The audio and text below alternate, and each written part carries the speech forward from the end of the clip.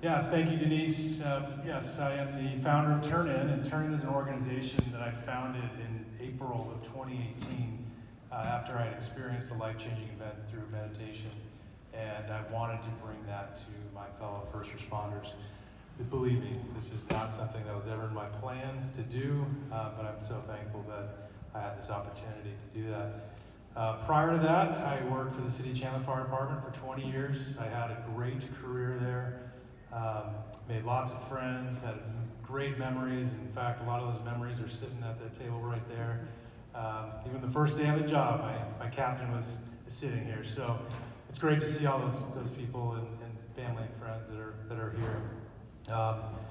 I would say that, I was, for the most part of my career, I was in a great mood. I mostly had a smile on my face. I loved joking around. I loved being involved within the department. I was involved with our union and different committees.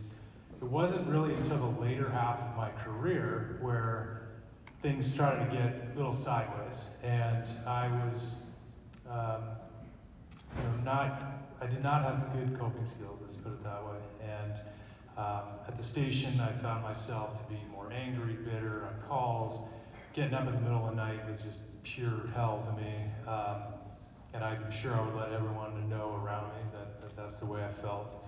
In fact, by the time I retired, my nickname was Angry John. And everyone loved to see Angry John come out because he was funny to them, but man, I was burning up inside. And I was an engineer for a majority of my career, and there was never a silent headset on that truck when I was driving. I couldn't keep my mouth shut about everyone doing everything wrong right in front of me. And I would forget, sometimes we'd have riders in the back seat, and I could just feel my captain looking at me like, dude, got someone in the back seat, chill out. But at the station, we'd sit around, we'd leave, pass on to the next crew, and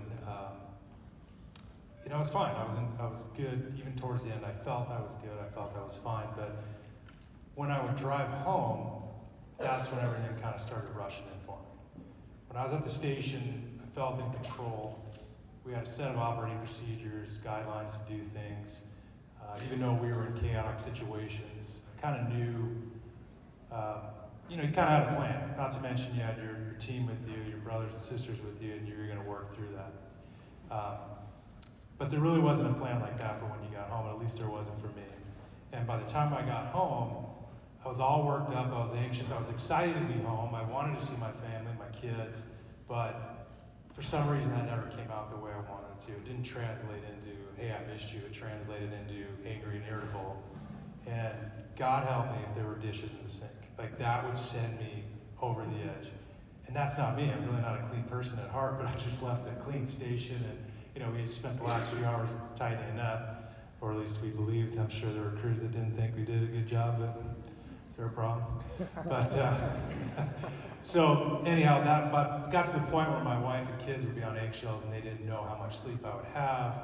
And like I said, towards the end of my career, things just started getting worse. And typically on that day one off, day one asshole is really what I am, I would have to reset myself with alcohol. And typically towards the end of that evening, I was, we were drinking. And I would look for that in my 4 days off. And my patterns and my behaviors on my 4 days off were not healthy. I would exercise, I would do different things right off the shift from time to time, even on my 4 days, but there were plenty of times where, that would just lead to drinking later. Yeah, we rode mountain bikes, now let's go to the bar. That's just kind of how we did things. At the station, I created a toxic environment for the people I worked with. I was the first one to say something mean about somebody, or if I could put you down, then I would. I would do it with a smile on my face, so I wasn't really negative about it. But truly, I wasn't happy, and I was showing that I wasn't happy. And I was really just having a hard time with my own self. I couldn't look at my own self. I didn't want to deal with my own self because that hurt too much, right? So, and we can find a way to be angry at everything. And so I would point out things, and then that would be contagious around the crew or the department. And yeah, why isn't administration doing this, or why isn't someone doing this? And we would create that. And then the job itself is toxic enough, right? I mean, we're already suffering. We're not getting enough sleep. We know how important that circadian rhythm is. Just the pure nature of a house fire called, all the chemicals being released, the bloodborne pathogens we're exposed to. I mean, there's just so many different things that we're exposed to. And for so long, I focused on so much of that negative. So it got to the point where it's probably about, I would say, 17 years on. And I retired 3 years ago, roughly, just to correct that little small detail, but all good. My wife highly suggested that I seek help for my depression and anger. And so I did. So I reached out to our EAP program, and in a class I just took from the Sedona Firefighter, thank you, which was very good. It's true, some of us have good experiences with EAP and other of us have a bad experience, and unfortunately I did have a bad experience. And so when I went to reach out to EAP, this was about 7 years ago, so I'm sure things have changed, but reached out, they gave me a list, I talked to somebody, got the list. There was, let's just say, about 10 doctors on there. Half of them were not taking new patients, and the other half of them were months out for getting help. So I showed my wife, I tried. To me, I'm like, cool, I don't have to go. And then by the time this comes around, it's gonna be months later, and then we'll just forget about it. And things didn't get better for me. Drinking more, and then at this point, started crying uncontrollably at home. And all of a sudden, like a call would bubble up from like years ago or whatever it was, and I always thought I processed them well. I always thought I, did what I needed to do to move through those calls, but they just kept on coming up and getting worse and worse. So we had decided, we got a great idea to move to San Diego when I had 19 years on the job, and I was going to pursue another business out there, and I pretty much thought I would retire at 20 anyways. That was kind of the plan, but it really wasn't set in stone. And so 20 years comes around, and I'd been commuting back and forth for the last year from San Diego to Phoenix, and I'm like, all right, you know what, it's time, I'm done. I'm no longer happy here. I did love my crew, I love the guys I work with. I did love running calls to a point, but I wasn't processing the way I should, but I decided it was in the best interest for my health, my family, and people around me that it was time to go. And so I'm like, all right, great, 20 years, I'm 43 years old, I have another business plan that I'm working on, I'm gonna sleep every night, I'm not gonna run on those frequent flyers, I'm not gonna be stepping in dog crap in the middle of the night in someone's house. I mean, it's just, life's gonna be better and great. Well, it wasn't better and great. In fact, it kind of got worse. And now my guard's down 100% of the time. I wasn't in that constant hypervigilant state that, at the station where I was ready to go. And that's when the real problems started coming in. I started drinking more and just really kind of spiraling out. And it was October of 2017, and I'm in my house in San Diego. I'm upstairs. I'm looking out on the ocean, and I am the most depressed, the most awful I've ever felt my entire life. And I'm thinking, how is this possible? How is this even possible? And I'm having thoughts that my life would be better if I was not in it. And this made no sense to me at all. Didn't make sense. I had a loving wife, I had beautiful, healthy kids. I'm looking at the ocean. I just retired. Got all these things going for me, and I don't want to be a part of it. And so, lesson learned from me, and hopefully someone in this room gets a lesson from this, is get the help you need now. Because when you retire, no one gives a shit about you. And I don't mean to say it mean like that you weren't. But when you're gone, you're gone. And granted, I live in another state. But still, I had a lot of connections. But you just kind of go away. I don't know how to describe it. And if you're not taking care of yourself now, then what resources are you going to have available to you at the end of that? And so I did. I reached out to a fire department resource to me, and I called them and let them know that I was having these thoughts. And I was scared about it, and they're like, are you gonna hurt yourself right now? I said, no, I'm not. And they're like, okay, we got your information. And excuse me. And that was it. Never heard back from them. And I'm like, wow, this sucks. Like, this is what I gotta rely on. So that's two that failed me. But again, you know, I never truly sought the help on duty. I was too cool and too tough of a guy to be asking for help or showing weakness. I was the guy pointing out your weakness when this guy had the weaknesses, the big weaknesses. And that's just unacceptable. And so what is this solution, right? So how can we change things to make them better? And who would have I listened to in that career? You know, who would have changed my mind? You know, how far was I really gone on that spectrum? And unfortunately, we see it with the members of our own department and other agencies that they get too far down that, and they're not going to listen to anyone about it. You know, they're going to have to learn for themselves, and we can't help people that don't want help, and that's a scary thing. But what can we do to help prevent it? And in my opinion, and a lot of opinions of other people, and a lot of the work that I've been doing over the last 2 years, is that this needs to come from the top down. And it needs to be a program that's supported. It needs to start day one, as the gentleman from Sedona was talking about. It needs to be integrated on day one in the academy. And we spend so much time and energy and money on training ourselves for fire and EMS calls, but you know, how much energy and time and effort are we putting into mental health? And just giving the tools. Let's say we don't have to get to where I was at. And I didn't even think I was that bad, but why am I even to this point? But let's prevent these things from happening. You know, in the program, it needs to be a program where it's usable. It's not a cover your ass, check the box, hey, we have a mental health program. It needs to be a program that majority of everyone wants to use. And it needs to be led by a member of the department that's respected regardless of their rank or title. We all know those people. And there are leaders within the department that we can rely and trust on that need to be through this program. So I consider myself very fortunate that, you know, I came out the other end of this, because that was just by pure coincidence or chance. So that brings me to December of 2017. And my wife suggested that we go to a Chopra Center retreat in Carlsbad. We live in San Diego. I'm like, okay, it's 4 days long. Both of us, we're not into meditation. We didn't know about meditation. It wasn't like a thing that we were all excited to go do. And so I'm like, I'm willing to try something new. And it was that retreat that made the shift in me.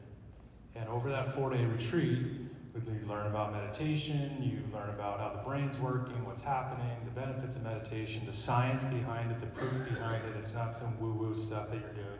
Actually, there's good reason for a lot of the stuff that you do.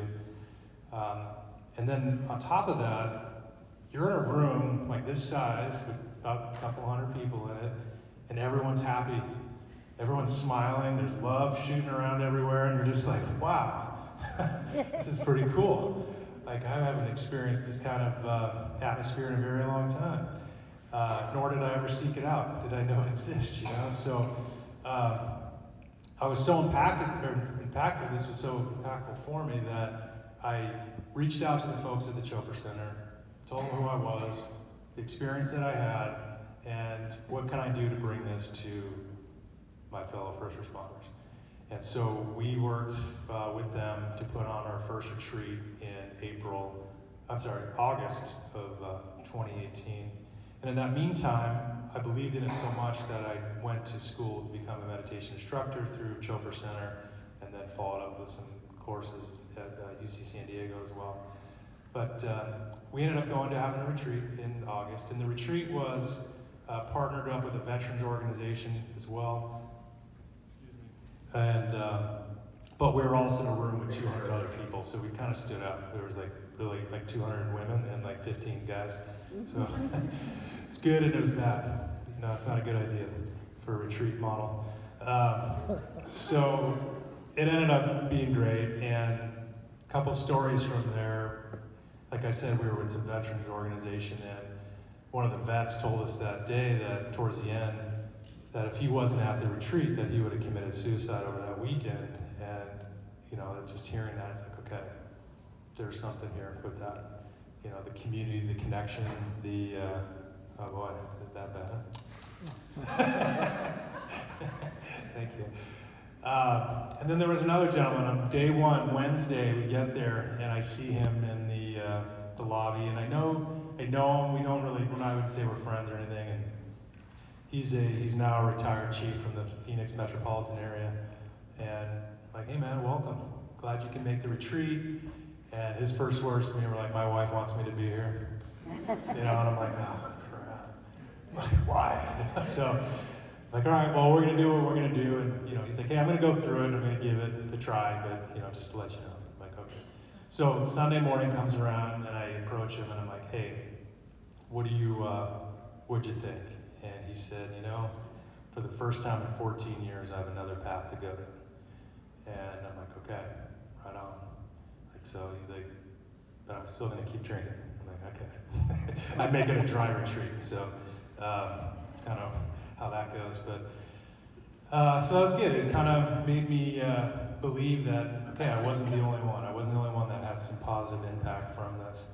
And so through my continued meditation practice, this was probably, I'm going to rewind just a little bit, but the meditation retreat, the initial one I went to with my wife ended in December. And it wasn't until like, I would say April, where I was on the freeway, I was with my kids, or, you know, the 5 north, you know, it's just crazy. And someone cuts me off, and I didn't react. I didn't even really notice, actually. And my kids were like, Dad, like, what's wrong with you? I'm like, what do you mean?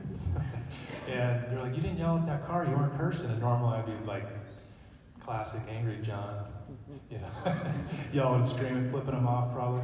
And I didn't have to. I didn't have to react with my emotions. I didn't have to let my emotions dictate my response to an event that I wasn't happy about. And that was the first for me. I'm like, wow, okay. And that's something that I've learned through meditation too, is that it provides you a space, just a quick little space that you get to choose how you want to react to things. By no means am I perfect, or I'm striving to be, but it just allows you that little extra space to make that decision how you want to handle a situation.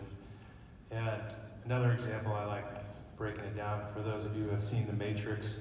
At the very end when Neo's getting shot at by those guys, and you know he's seeing the bullets, and that's kind of how it break it down. It just kind of, things are still coming at you, but it just kind of slows your response to it. And it's just, it's been a blessing, needless to say. So now we'll move forward, and we had an opportunity to assist with Hunkapi Farms. I don't know if anyone's familiar with that, but they have a first responder program that they started last January, and there was 2 8-week programs that were going through the farms and through their funding. And so I had an opportunity to go out there and work with the folks out there, which was great. My roles and responsibilities were to give the guys some mindfulness tools and then guide them through some meditations. And then the staff out there is amazing. I don't know, I'm sure some of you are familiar with somatic experience, but that's primarily what they're working with. And it was really cool to see those guys on day one. Well, it wasn't cool to see them on day one, but I guess that afterwards, but they were so down. They were so down. And I don't want to use the word broken, but they were just, you could see the heaviness in them. They were very depressed. One of the guys was telling me that he didn't listen to music anymore, and he was really in a bad place. And I've known this particular guy for a long time, since I was in high school and he was on the job, and I always looked up to him, and he was always this tough, badass guy. And you know, to see him in this position 37 years later, you know, it just wasn't okay. At the end of that program, though, he was a different guy. He was light on his feet. He told me he was listening to music again, and you know, he was the happiest, you know, he's been in years. So, pretty outstanding program out there. I know they have a program going on right right now that's starting. I think it's full, but every Thursday at 9, and I think it's going to be at 11 for the next few weeks. They have a first responder peer support group there that meets there at the farm. And if you want to know more about it, please come check me out, and I'll give you some more details about it. Or consumecopy.org, I believe, is their website, so highly recommend it. So that takes me to my good friend Al, alcohol, which the guys, there's several people in this room who have known me for many decades, and they know that I like to drink. And it just was really ruining my life. And I used it for so long to turn out, to isolate myself, to find what I thought was, peace by drinking, getting drunk, and so I wouldn't have to deal with anything. And what a great idea! Suffering from depression, and let's drink a bunch of depressants, see what happens, right? Only good. But through my meditation practice, this is the only way I can explain it because nothing else makes sense to me. Through my meditation practice, I ask myself 4 questions. And one of those questions being, what do I want? And for a year plus months, that question every morning was, I want to stop drinking. And most of the time I didn't believe it, or I didn't want it, or it was like I was just saying it to say it, knowing I was meeting my friends out later. But in fact, today, it's been 11 months to the day where I woke up, went into the living room, and I was sitting there with my wife, and I told her I'm done drinking. I don't need to drink anymore. And the look on her face was like, holy hell.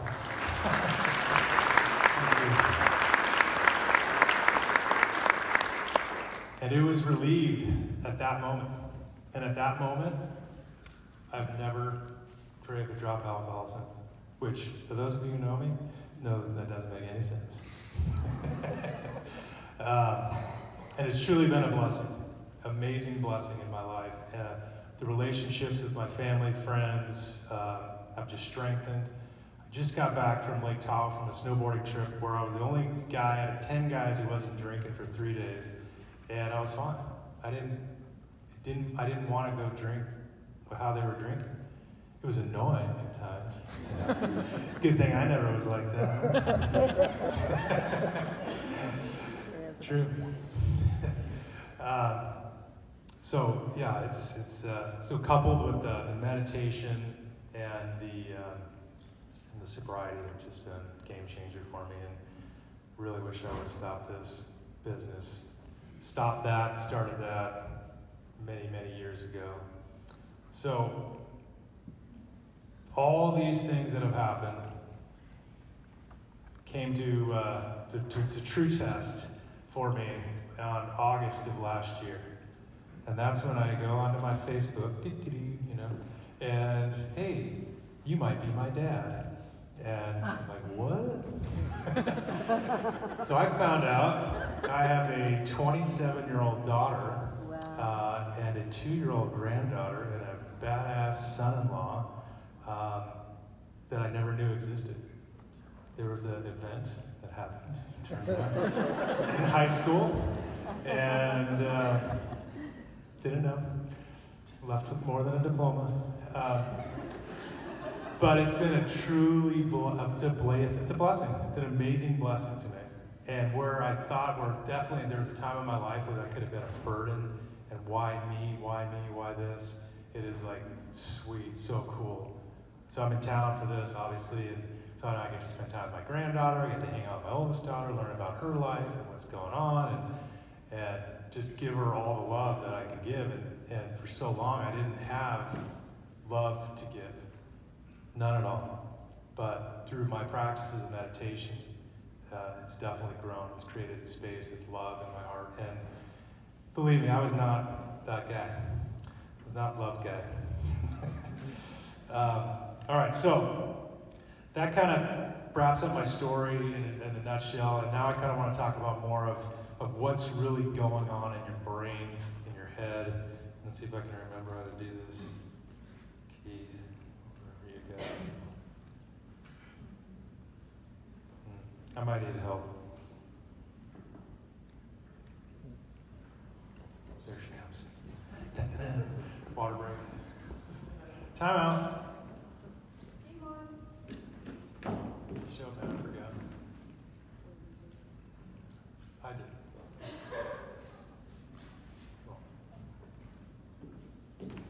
All right. And I want to thank the Arizona Brain Alliance, my good friend Julie Rake, who let me borrow these sweet slides. And they're really cool. So, we all have problems. We all have issues, chronic stressors. Calls are running. We're going to see horrible things. It's the nature of our business, whether it be pediatric trauma calls, police, violent incidents, rapes, abuse, death. It's what we do. It's part of our job. At home, we're going to have stressors. We're going to have financial stressors. We're going to have, you name it, marital problems, divorce, sick kids. It's just part of life. So our brain is, it stores all these negative things at a much higher amplitude than the positive things in our life. And so when we do have a positive experience, take that a little extra minute and really kind of savor it, because our brain is storing all that negative information at such a much higher amplitude. And that goes all the way back to our caveman days when your buddy's getting torn up by a saber-toothed tiger and you're like, okay, those things are bad, I'm gonna store that in there so we don't get eaten. I don't know if anyone's familiar with the term neuroplasticity. It's kind of more in the stream of things now, but basically what it means is that your brain is plastic, it is malleable, you can change the shape of your brain. There's, for example, it's like when you were in high school, you probably learned a language. If you haven't been using that language, then odds are that language is long gone. Those neuronal connections are gone. And adversely to that is, let's say you're learning a new instrument now, and then every day you're playing, you're creating new pathways, you're strengthening those pathways. So you're creating these new things. Another way to look at it too is, if we're all walking in the forest and we're walking down the same path and that path is just beat down, and let's say you wanted to walk down another path, well, you can walk down that other path and, you might knock down some trees or grass or something like that, but if we continue to walk down that path over and over, then we'll create a new path. So that's kind of like how neuroplasticity works. So for the sake of this presentation, we're going to break down the brain into 3 segments. And we all know the brain's very complex. This is just a simple diagram. And we'll start down at the bottom with our this is called the autonomic brain. And this brain is, we're not going to focus too much on today, but it's respirations, heart rate, blood pressure, all the things that are happening when we're asleep. Middle brain is where we're going to be focusing most of the attention, and that's our limbic system. That's where the amygdala is stored, where the hippocampus is stored. That's where fight or flight takes place. And then the new brain, or specifically the prefrontal cortex, which would be like your intelligent brain, which separates us from other animals on Earth. We're in a happy, healthy prefrontal cortex. We're in a good mood. We're making good decisions. We're doing good.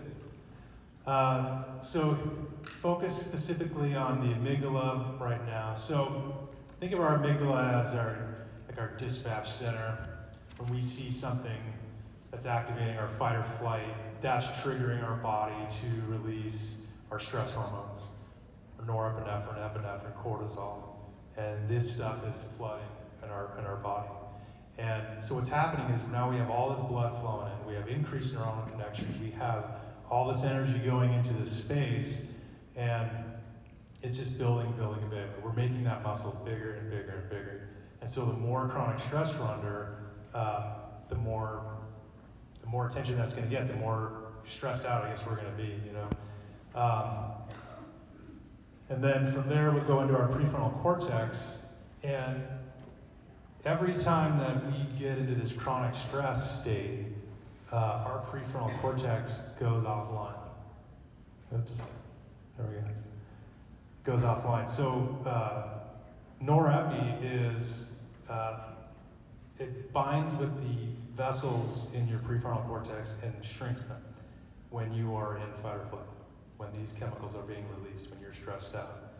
And basically what happens, and it's happening on a microscopic level, but the more chronic stress we're under, the more we're taking our prefrontal cortex offline. So we're able to react to get out of danger's way. And so over time, through fMRI scanners, we have documentation, we have proof to show all this stuff, but it goes offline, and that's not a good thing. And there's actually changes in our brain. There's gray matter that's been shown to decrease in this. So, hippocampus, also within that stress brain, the limbic system I was talking about. This is where memory, learning, this has a big function in that, and cortisol is neurotoxic to the hippocampus. So the more stress we're under, chronically every day, over and over and over, cortisol is going to shrink this hippocampus, and it's going to be hard for us to learn, hard for us to remember. And so if you're experiencing all these difficulties, then there's a good chance that you're having too much stress in your life. So, this brings us to Hero Hank. And we know how everyone likes to name Hero, right? So, imagine Hero Hank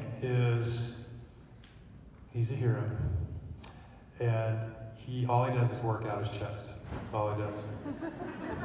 He just sits there and he wails on his pecs every day.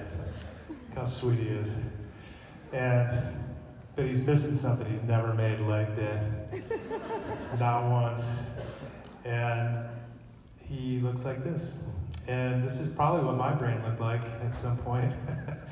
And this is kind of like breaking down what the brain's doing, right? So if we're constantly working that amygdala, constantly stressed out, that muscle's just getting bigger and bigger and bigger and bigger and bigger. Why we're continually robbing our prefrontal cortex of blood, right? So we're not working out. So now he's getting these little chicken legs. And that's not good for Hero Hank. But there's hope for Hero Hank. And we can help him. So how do we shift our brains? What is it? What can we do to reverse all these chronic stresses that we're under? And environment being a big one among many others. At the job, in our job, we can't do much about our environment. We're going to run the calls, we're going to see the things we're going to see. There's not much we can do. We signed on to do it, and that's what we're going to do. But when we get back to the station, how do we treat our environment? You know, are we isolating ourselves in our room? Are we constantly being negative? Is there anything we're doing that's positive? On our days off, are you like me? Do you prefer to go get drunk or drink and to check out? Is that a good positive environment to be in? You know, these environments need to be healthy.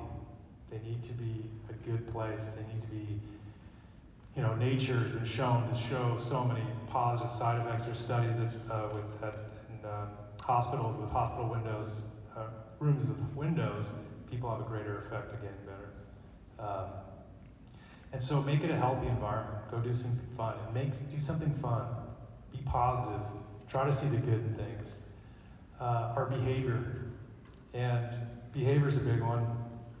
The food we eat, the more and more we learn about our gut microbiome and how important that is. We know there's like 500 million transmitters that go in between our brain, and we know now that serotonin is made, feel-good chemicals made in our gut. So if we're eating horrible foods and we're not taking care of our food or our diet, then we're going to have an unhealthy brain. Exercise is another huge one that it's been shown to increase brain cells and repair brain cells, not to mention makes you feel good. And what else we got here? Sleep. Sleep is another big one. And a lot of times I took that for granted too. I mean, I wouldn't take the necessary naps off duty. I wouldn't communicate with my wife exactly how I needed to do that. there's an app that I use, which I would highly recommend, or you guys are familiar with this. It's called binaural beats. I don't know if anyone's ever heard of binaural sounds or anything like that. Your brain works off different brain waves, alpha, beta, theta, delta. I don't know if these sound familiar, but there are different apps that play even just short 30-minute little deals that will take your brain into that delta wave, that'll activate that delta wave. So you can, kind of almost like trick your brain, like a little biohack into taking a little nap. And I've used this a lot. And it's a little tool that I wish I would have had a long time ago to just kind of give me that power nap, kind of settles my brain down. So binaural beat sounds, most of these meditation apps have them. I would highly recommend that to you. And our thoughts are a huge part of this. There's 50 trillion cells in your body listening to your thoughts. It's a lot. So if you are happy, you can feel that, right? You're feeling when you're happy. When you're sad, you're feeling when you're sad. And angry, we all feel like that. It's amazing. Just having simple thoughts changes our entire mood. How we look at things changes our mood. It's just so important to have positive thoughts and be around positive things. And I keep on harping on it, but man, I focused on the negative everything. And the more positive things I look at and try to see, I used to try to find the negative in everything. How can I make fun of that? And I would. And now it's like, I can't do that. I don't want to do that. I want to see the good things. And thoughts are so powerful. So, and this is where my meditation came into this. And when I would sit down and meditate for this time, I didn't realize I was using neuroplasticity on my own brain. I had no idea, right? But I knew I was feeling better. But what I was doing when I was sitting in that rest and digest state, I wasn't in that sympathetic nervous system. I was relaxed, and my prefrontal cortex is flooding with blood. My amygdala was, getting smaller and smaller. I would love to know if that's exactly what happened, but it makes total sense. But I was feeling better. My body was healing. My brain was healing. I am not the same person I was 2 years ago when I left the job, almost 3 years ago. I look at things differently. I'm at peace, and it's just been it's been an amazing transformation. And believe me, this is really not what I thought it would be. So I thought I'd talk just a little bit more about defining some of the mindfulness and meditation, just give you guys a little more insight on that, because it definitely was a foreign subject to me just a couple years ago. So what is mindfulness? And this is the definition from John Kabat-Zinn. I'm sure some of you are familiar with him. He's involved in MBSR, the mindfulness-based stress reduction. And this is his quote of how he defines it.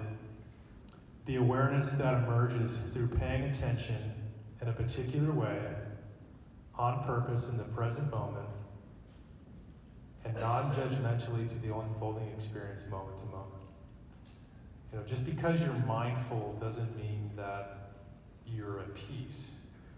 You could be mindful in a situation that's a horrible situation, but you're there, you're processing it, you're trying to be neutral to it. And I came across this one the other day, which I think is really cool. The energy that helps us recognize the conditions of happiness that are already present in our lives. The energy that helps us recognize the conditions of happiness that are already present in our lives. I could think back of when I was in my room upstairs. I'm looking at the ocean, and I'm at all these things that I could have been happy and grateful for, but no, I wasn't. And it was all there the whole time in front of me, but I never stopped to actually look at it.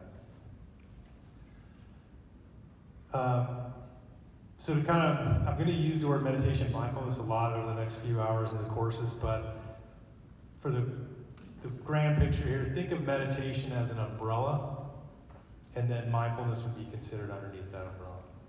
And this is the way I describe it. I know other people have different definitions of it or how they describe it, but for this. And then under that is we have mindfulness meditation, movement meditation, such as yoga, sound healing. those bowls. I don't know if anyone's ever experienced that. That's pretty cool, but it works in the same ways of those brain waves I was talking about. Visualization, guided, and mantra-based is where I started off and learned. What meditation is not, it is not a religion. There's nothing associated with religion, no dogma to it. Don't get caught up in that. It's not an intellectual concept. Just because you know about mindfulness doesn't make you mindful. It does not stop your thoughts. Meditation does not stop your thoughts. It changes your relationship to the thought. So you're not stopping anything. And it's not a relaxation technique, although it can be the farther you go on through. And it's not a soft skill. And I think of,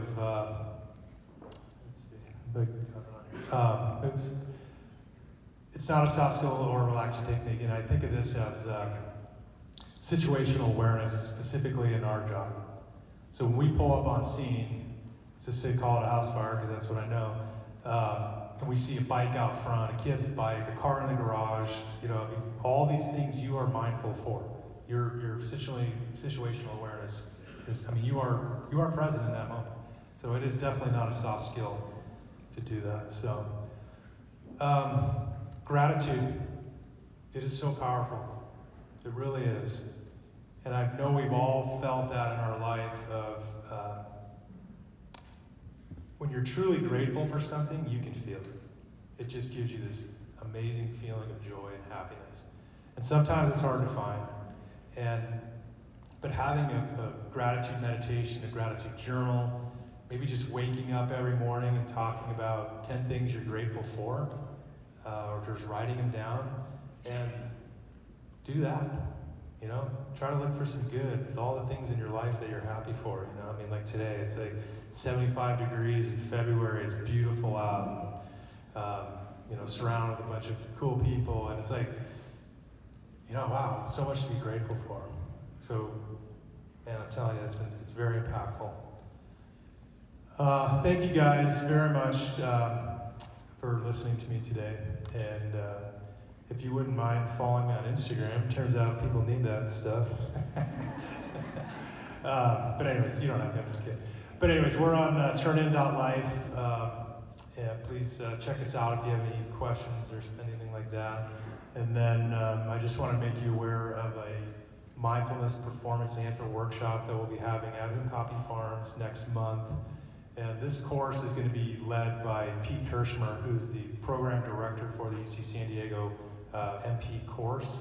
And this course was designed for the U.S. Olympic BMX team, and currently it's being taught to Naval Special Warfare and Border Patrol, Homeland Security, Secret Service, and Olympians. And so I was able to get him to come out next month. So it's going to be a great class. I'm excited for it. And that's all I got. So you guys have a great day, and I will be doing the intro to meditation next. And then I'll be touching on this class for the second workshop. So thank you guys.